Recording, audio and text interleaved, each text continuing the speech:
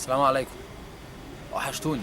الرئيس عبد الفتاح في الخطاب بتاعه لما جاب سيرة الإعلامي اللي اسمه خالد أبو بكر. الرئيس عبد الفتاح يا جماعة قال كلام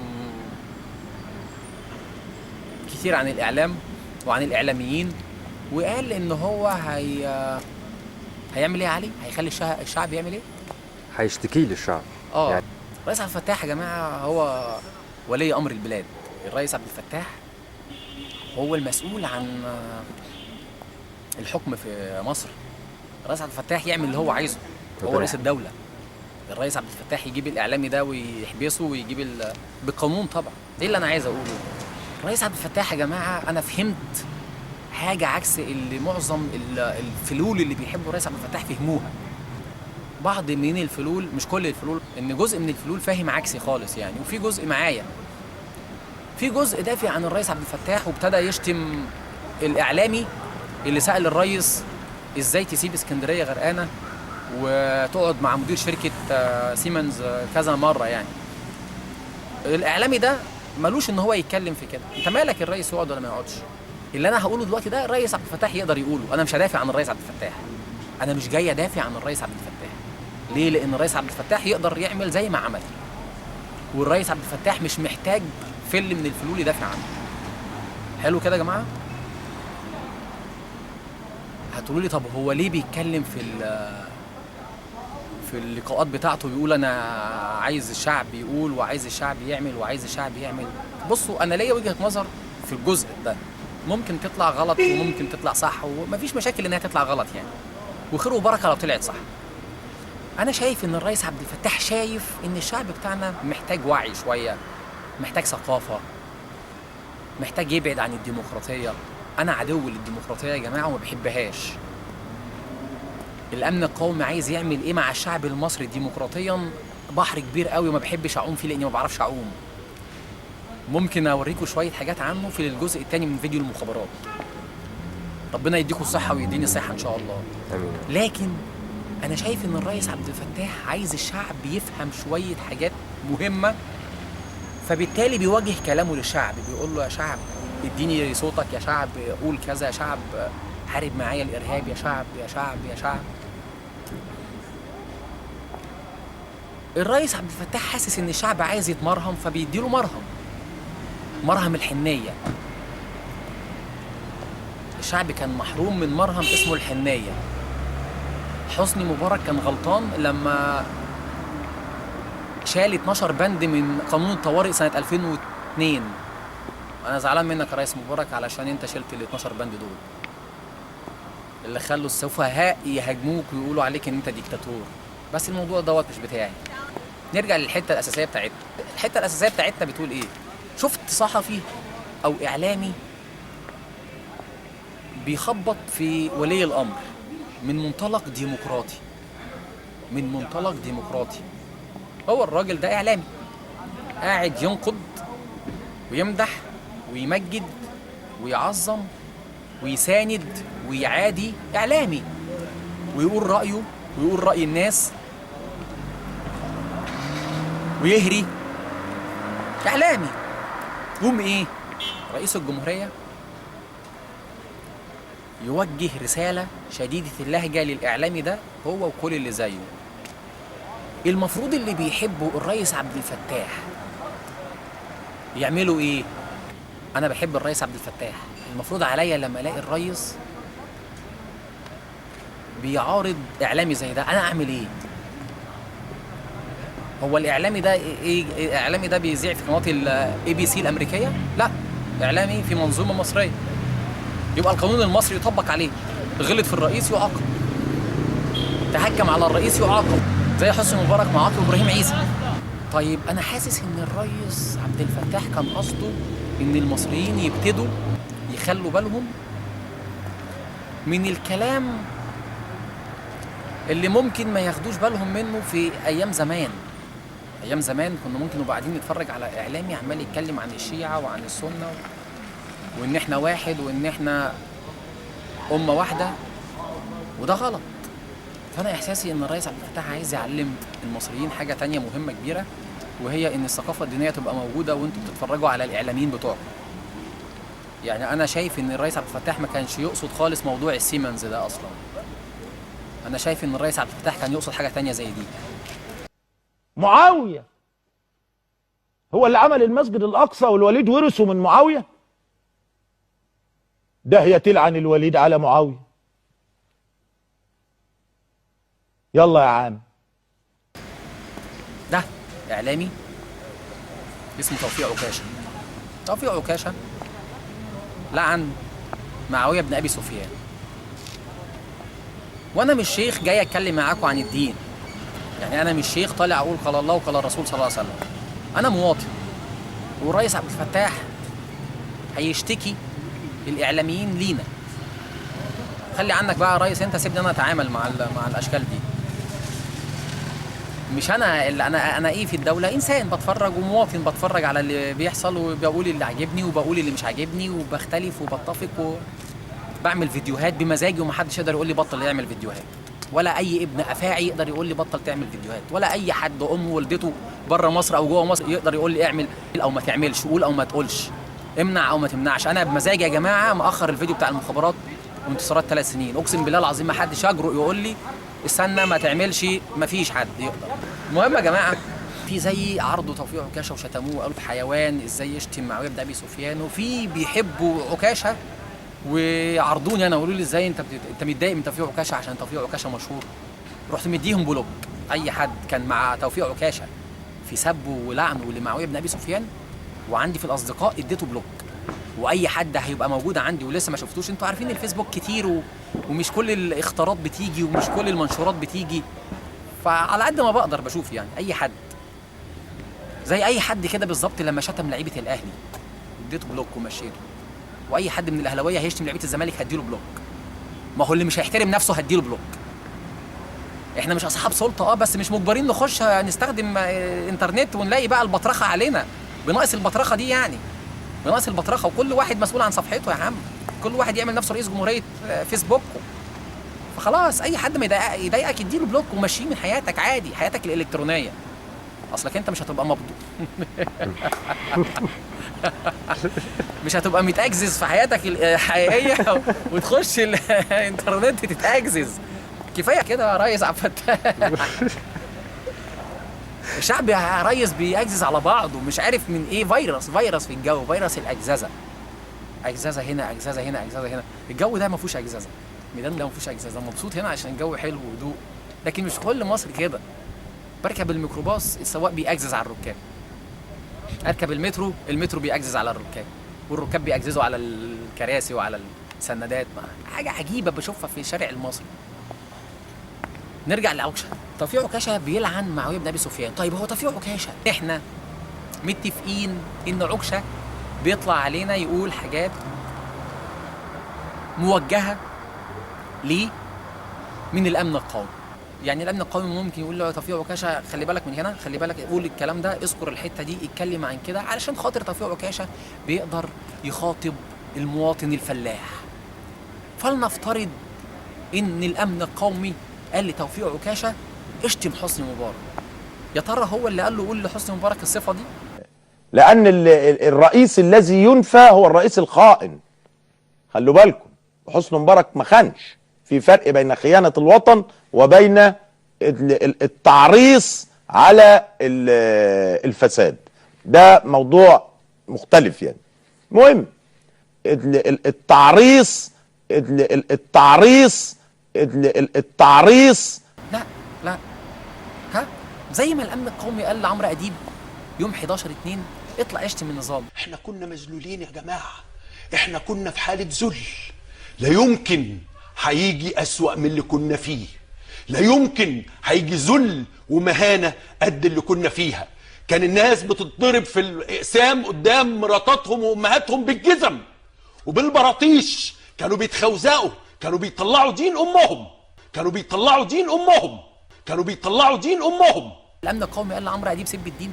يا جماعه الامن القومي بيدي تعليمات لبعض البشر، وانت واخلاقك بقى وانت وتربيتك ما يغركش ان ده اعلامي قاعد يبطرخ طول السنين اللي فاتت دي وانت بتتفرج عليه وبتقول عليه ان هو بوبي السنين وابن ناس. وتلاقيه بيقول بيسب الدين على الهوا، وبيوصف حسني مبارك بانه كذا على الهوا، عشان يستقطب بعض فئات المجتمع زي الفلاحين او زي الناس اللي عايشه في الاقاليم، المساكين اللي مش بيفهموا السياسه بشكل كامل. تبقى دي اخلاقه؟ معنى كده ان دي اخلاق الناس اللي بيتفرجوا عليه؟ معنى كده ان في فئه من الشعب المصري بتتصف بالصفات دي؟ في واحد ممكن يقول لي دي حقيقه، دي حقيقه. يعني الامن القومي هو اللي قال لتوفيق عكاشه العن معاويه ابن ابي سفيان؟ ها واوعوا تفتكروا ان الامن القومي علشان خاطر يحط توفيق عكاشه في وسط الشيعه ممكن يكون عمل الفيلم ده. لا يمكن، لان المنظمه الصهيونيه الدوليه عارفه ان توفيق عكاشه بيقول اللي الامن القومي بيقوله له، فمش هيصدقوا فيلم ان توفيق عكاشه شيعي او محب للشيعه، مش هيصدقوا الفيلم ده. فده لعن معاويه بن ابي سفيان لانه جاهل. ايام سودة والله العظيم يا ريس عبد الفتاح الواحد بيشوفها. السؤال هنا بقى، كل اللي دافعوا عن الريس عبد الفتاح ضد خالد ابو بكر، بما ان المجتمع بتاعنا في حاله حساس، لقيت يا ريس الفلول بيدافعوا عنك وانت مش محتاج حد يدافع عنك، لان انت بفضل الله عندك الباور اللي تقدر تعمل بيه اي حاجه في اي حد يتعدى حدوده قانونا. وما دافعوش عن معاويه بن ابي سفيان. معاويه بن ابي سفيان يا جماعه، انا مش عارف فين شيوخ الامه، يعني فين شيوخ الامه هم اللي يدافعوا عن معاويه بن ابي سفيان؟ يا ريس انت عارف اني بحبك، بس معاويه بن ابي سفيان اهم منك بالنسبه لي، وهو انا عارف ان هو بالنسبه لك اهم من نفسك ليك. يا جماعه بفضل الله ثم بفضل معاويه بن ابي سفيان وبني اميه وعمرو بن العاص احنا بقينا مسلمين. فبعد 1400 سنه يجي حقير يلعن معاويه بن ابي سفيان. معاويه بن ابي سفيان مؤسس الدوله الامويه اللي في عهد بفضل الله وصلت الدوله الاسلاميه لحدود كل اللي جم بعد الدولة الأموية كانوا بيحافظوا عليها وبيحاربوا علشان يحافظوا على الحدود اللي وصلت لها الدولة الأموية. كائن زي توفيق عكاشة بيلعن في معاوية بن أبي سفيان. معاوية بن أبي سفيان يا جماعة واحد من كتاب الوحي، يعني اللي كان جبريل عليه السلام ينزل على النبي صلى الله عليه وسلم بالقرآن، والنبي كان يملي معاوية بن أبي سفيان ومعاوية يكتب القرآن. بيشتموا مين؟ توفيق عكاشة. توفيق عكاشة حبيب الفلاحين. الأمن القومي هو المسؤول عن الموضوع ده. الأمن القومي هو المسؤول عن توفيق عكاشة ولعنه وسبه لمعاوية بن أبي سفيان. في واحد ممكن يقول لي أنت بتحقد على توفيق عكاشة. طب أنا هاجي معاكم في الحتة بتاعت الحقد دي. هو الفيديو بتاع توفيق عكاشة بقاله كام شهر؟ لو أنا بحقد عليه يا جماعة كنت تاني يوم عملت له فيديو أو تالت يوم واتكلمت عنه، لكن انا اكتفيت ببوست كتبته على الصفحه وقلت ان هو بغيض وانا ببغضه في الله. طب ليه بعمل الفيديو دلوقتي؟ لان شفت الريس عبد الفتاح بيقول ان هو هيشتكي الاعلاميين لينا. طب يا ريس انا هتكلم في اللي انا شايفه، لان اللي انا شايفه مش اني ادافع عنك وانت تقدر تحط على خالد ابو بكر وعمرو اديب وابراهيم عيسى وكل الناس دي، انت تقدر تحط عليهم يا ريس، تقدر تلمهم في بوكس وتحطهم في وادي النطرون وتحبسهم. لكن انا يا ريس شايف ان الشعب المفروض يدافع عن معاويه بن ابي سفيان. وتوفيق عكاشة اعلامي زي الاعلاميين دول وليه جماهير زي ما كل واحد منهم ليه جماهير. ابراهيم عيسى ليه جماهير، عمرو اديب ليه فانز، منى الحسيني لها، منى الشاذلي ليها فانز. فين ايام منى الحسيني؟ حوار صريح جدا جدا، وربنا يا ريس عبد الفتاح كانت الدنيا كانت جميله، ونقعد في رمضان كده نستنى برنامج حوار صريح عشان نشوف الخطيب ومع منى الحسيني. يا ريس على ايام، طبعا الايام دي بتاعت الرئيس مبارك حبيبي. كان الشعب مش عارف اي حاجه يا ريس عبد الفتاح في التسعينات، ما كانش يعرف اي حاجه عن السياسه، ويا ريت الشعب كان فضل قاعد كده ما يعرفش اي حاجه عن السياسه. وكلنا عارفين يا جماعه ان توفيق عكاشة اكتر من 60% من اللي بيقولوا يتقال له يقولوا. الرئيس عبد الفتاح انا ماليش دعوه بخالد ابو بكر. خالد ابو بكر انت ممكن تاخد معاه اجراء قانوني بسهوله، مش مستنيين احنا هو يطلع يقول اسكندريه كانت غرقانه والرئيس قاعد مع رئيس شركه سيمنز. طب ما احنا عارفين ان خالد ابو بكر ملوش دعوه بالموضوع ده. لكن الديمقراطيين بقى بتوع الديمقراطيه اللي بيحبوا الديمقراطيه هيقولوا طب ما هو خالد ابو بكر بينتقد لانه هو اعلامي ولازم يقول الراي والراي الاخر، ومن الديكتاتوريه ان احنا نقول له لا ما تقولش. طبعا في ناس هيقولوا لي بس الرئيس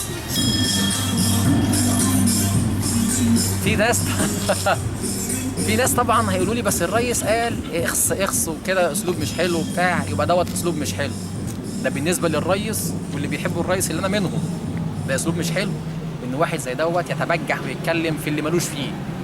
بس بالنسبه للديمقراطيين هيقولوا لي مين اللي قال لك ان هو ملوش فيه؟ لا ده ليه فيه، مش السياسه دي، وده اعلامي يبقى لازم يتكلم عن الرئيس زي ما هو شايف، ما ده ما شتمش الرئيس ولا غلط في الرئيس ولا غلط في شخص الرئيس وبيهاجم.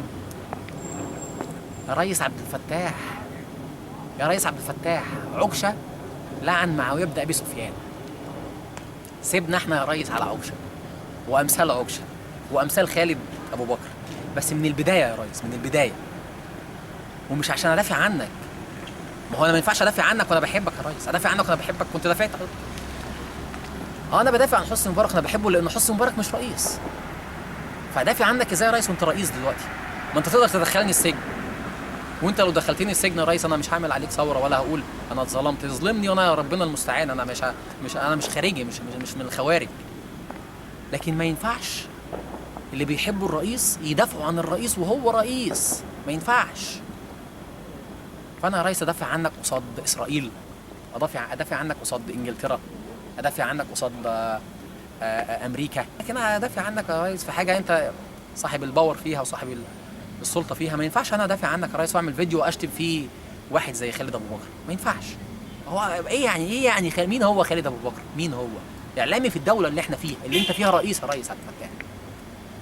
فحبي ليك هو اللي يخليني ما ادافعش عنك. عيب اطبل لك؟ هم بيقولوا كده علينا، بيقولوا ان اللي بيحبوا السيسي بيطبلوا له، بيقولوا اللي بيحبوا الرئيس عبد الفتاح بيطبلوا له كل حاجه. ايه الرئيس حفر القناه، ايه الرئيس فتح ايه الرئيس طلع ايه الرئيس راح قعد. فبيقولوا ان احنا بنطبل لك. العيال اللي بيحبوا حسني مبارك وبيكرهوا عبد الفتاح السيسي عشان عبد الفتاح السيسي سايب حسني مبارك في المحاكم لغايه دلوقتي. ما تفوق ياض يا هفا، حسني مبارك قاعد بمزاجه. انت هتعمل نفسك اجنبي؟ ما هو حسني مبارك ما رضيش يمشي بمزاجه، قاعد في البلد بمزاجه. ولما قالوا له هنحاكمك قال حاكموني عادي خلاص. هو عايز كده حسني مبارك، انت عايز حاجه هو مش عايزها، انت بتحبه اكتر من نفسه. ساعات بحس ان في بعض الفلول بيحبوا حسني مبارك اكتر ما هو بيحب نفسه. على فكره من منطلق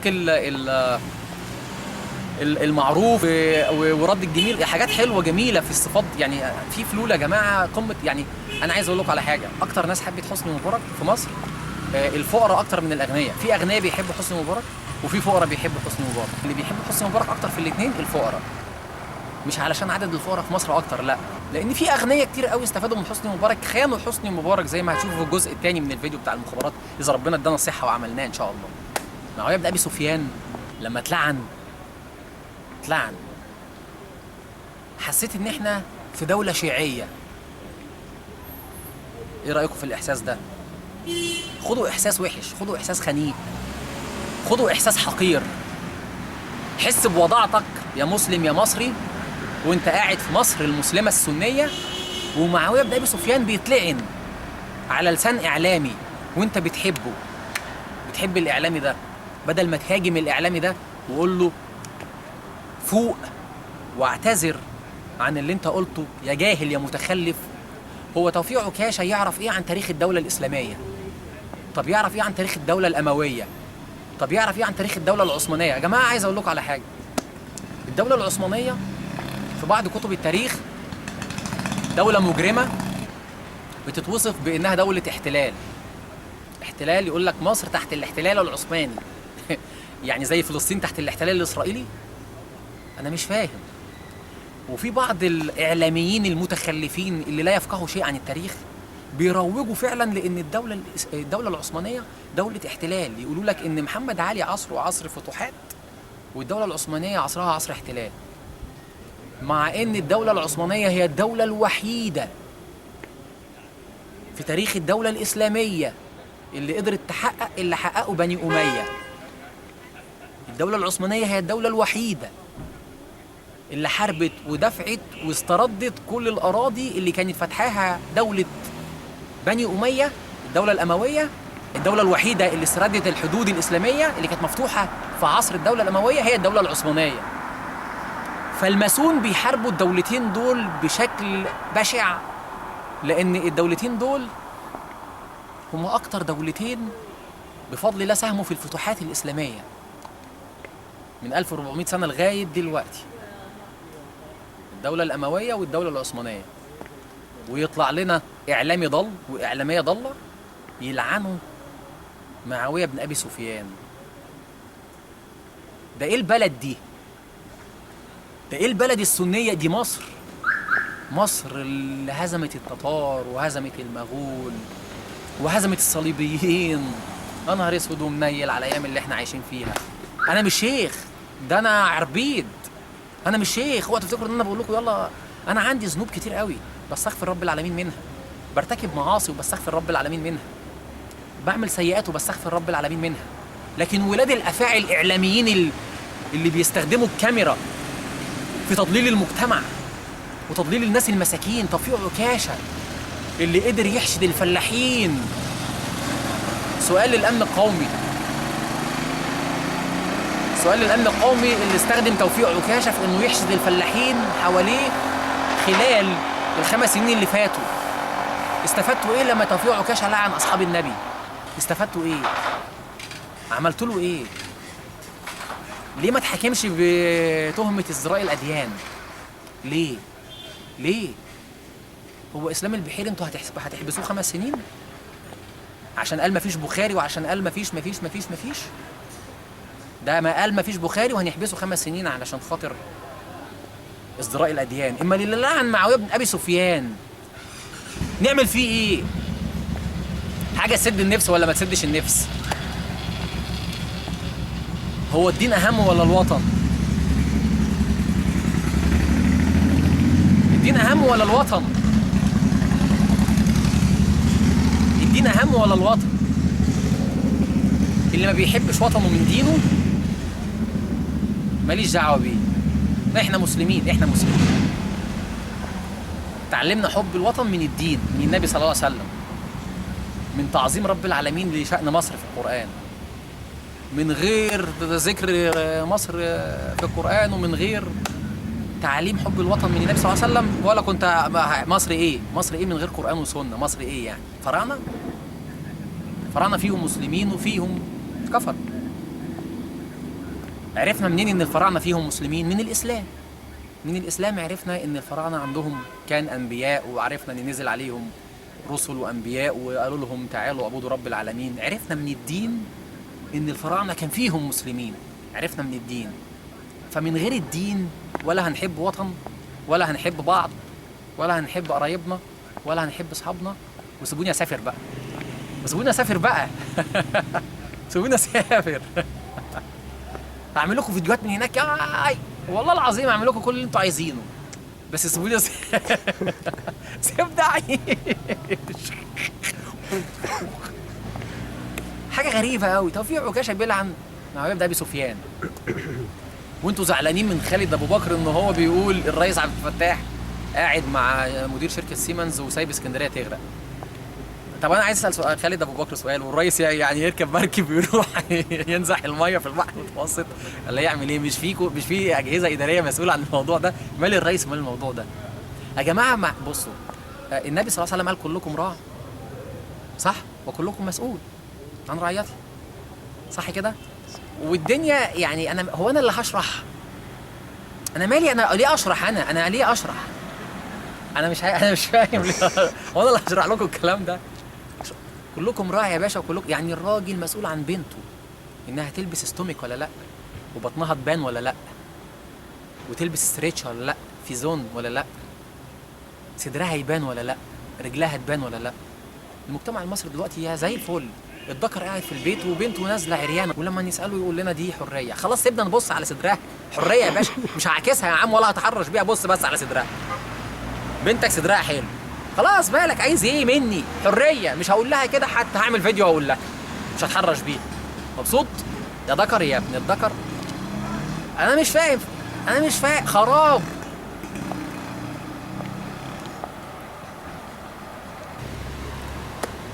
فايامكم سودة باذن الله ان شاء الله، اللي بتقرأوا اصحاب النبي صلى الله عليه وسلم. صلى الله عليه وسلم. انا مش فاهم ايه ده، مش فاهم الجهل اللي وصل للدرجه دي ازاي يعني، ازاي؟ انا شايف ان الرئيس عبد الفتاح بيقول كده للشعب المصري: فوق يا شعب واتفرج على الناس واعرف هم بيقولوا لك ايه. يعني الاعلاميين دول ممكن يشتغلوك وانت مش حاسس. ف مش مصر اللي يطلع اعلامي فيها يلعن معاويه بن ابي سفيان، مش مصر. امال سيبنا ايه لايران وجنوب لبنان لحسن نصر الله والعزى وشيعه العراق وشيعه اليمن وشيعه الكويت. مصر مصر مصر ام الدنيا، مصر ام الدنيا، حصن امان اهل السنه والجماعه، قاعده الدوله الاسلاميه لغايه يوم القيامه. يتلعن فيها معاويه بن ابي سفيان على لسان بغيض، واللي اسمهم فلول اللي انا منهم، بس زي ما قلت لكم احنا انواع الفلول دول، مش كلهم واحد. يعني انا اهلاوي، مش شرط ان انا اكون بفكر زي 50% من الالتراس الاهلاوي، انا مالي بيهم. انا بحب حسني مبارك، بحب حسني مبارك، انا مش شرط اكون زي كل اللي بيحبوا حسني مبارك. ما هو في عيال بتحب حسني مبارك وبتكره السيسي، لانهم شايفين ان السيسي بيعذب حسني مبارك. ياي ياي ياي، مش انا يا باشا. لا. بصوا يا جماعه، ايامكم سودا ان شاء الله معايا.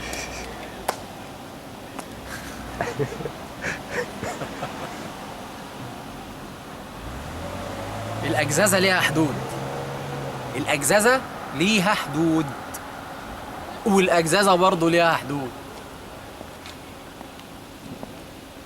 ام كلثوم غلطت لما قالت للصبر حدود، لان الصبر ملوش حدود. كانت قصدها الاجزازه ليها حدود، بس ما قدرتش تقولها قدام الناس على المسرح. ام كلثوم كانت بتخجل، الله يرحمها بقى مطرح ما راحت. مش عايزين نستحمل اجزازه بعض يعني. نبقى حلوين، مش عايزين اجزازه. سيبوني اسافر. انسى. سيبوني اسافر. دبي وحشتني، اروح ابص بصه وارجع يعني واجي. المهم عايزين نحترم نفسنا ونسند ونساند رئيس حبيبنا رئيس عبد الفتاح، رجل المخابرات الحربيه. مركز مركز يا باشا، بس انا مش شايف اي حاجه. كمل يا باشا. انا بحب الرئيس عبد الفتاح، وانت كمان بتحبه طبعا. يوم اللي الظهر. وضح بس عشان في ناس بتفهم غلط. او الميعاد للمزه، في ميعاد ممكن المزه ابقى مديها ميعاد مثلا هنا عند الشجره دي. تحيا مصر يا فندم. وعايز اقول حاجه للرئيس عبد الفتاح. الرئيس عبد الفتاح يا جماعه كان رئيس المخابرات الحربيه في عهد مبارك في 2010، مبارك اللي عينه. الرئيس عبد الفتاح رجل مخابرات، ورجل المخابرات لو المواطن العادي عرف هو بيفكر في ايه يبقى رجل المخابرات ده فاشل. يعني حسني مبارك كان بيحارب ايران 30 سنه من غير ما يقول لنا ايران عدوتنا، صح ولا لا؟ ولما كانت بتيجي سيره ايران كان جمال مبارك بيتكلم ويقول ايران دوله عاديه، دوله اسلاميه. وده غلط طبعا، لان ايران دوله مجوسيه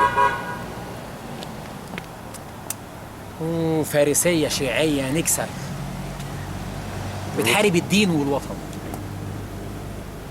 ايران وخطر علينا اكتر من اسرائيل. ايران، اسرائيل ديتها ايه؟ تضربنا بالكيماوي او تضربنا بالانشطاري، نضربها بالبيولوجي وندب ببعضينا قنبلتين والدنيا تولع.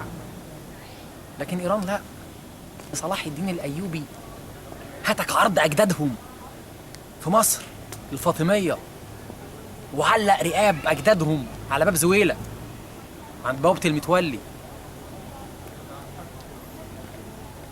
فيا ريس عبد الفتاح توكل على الله ورب العالمين يعينك ان شاء الله. وانا يا ريس مش هدافع عنك ضد اي اعلامي، لا، انت يا ريس تقدر تعمل اللي انت عايزه. انا يا ريس هدافع عن اصحاب النبي، انا المسكين، انا شايف كده، شايف ان اللي بيحبوك يا ريس كان المفروض عليهم يهاجموا توفيق عكاشه ويقولوا له خسئت يا بغيض لما تسب ده معاويه بن ابي سفيان. الامام احمد بن حنبل لما قالوا له مين افضل، معاويه بن ابي سفيان ولا عمر بن عبد العزيز؟ وعمر بن عبد العزيز برضو كان من ملوك الدوله الاسلاميه الامويه. قال لهم التراب اللي كان بيجي عند انف الفرس بتاع معاويه بن ابي سفيان ايام النبي صلى الله عليه وسلم افضل من عمر بن عبد العزيز. فاحنا في عصر عجيب عجيب، اصحاب النبي بيتلعنوا في مصر ومحدش بيزعل، ولما الاعلاميين يغلطوا في رئيسهم يزعلوا، المواطنين العاديين اللي انا واحد منهم يزعلوا علشان الرئيس بتاعهم اللي بيحبوه اعلامي سأله سؤال حتى لو السؤال غلط، فلنفترض ان الاعلامي ده ضل وهاجم الرئيس بتاعنا واحنا زعلنا. ليه ما زعلناش على معاويه بن ابي سفيان؟ ده رب العالمين نزل القرآن في اصحاب النبي وقال انه هو رضي عنهم. رب العالمين قال انه رضي عن اصحاب النبي. مين فينا عايش يعرف اذا كان ربنا راضي عنه ولا لا؟ مين؟ مفيش حد بعد اصحاب النبي، مفيش حد. انتوا متخيلين؟ فلو اصحاب النبي مش مهمين عندي يا ريس عبد الفتاح ما تصدقنيش لما دافع عنك.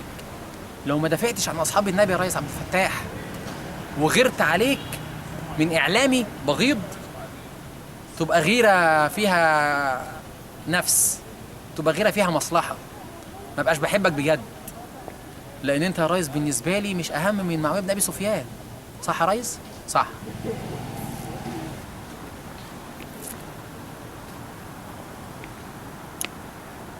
السلام عليكم.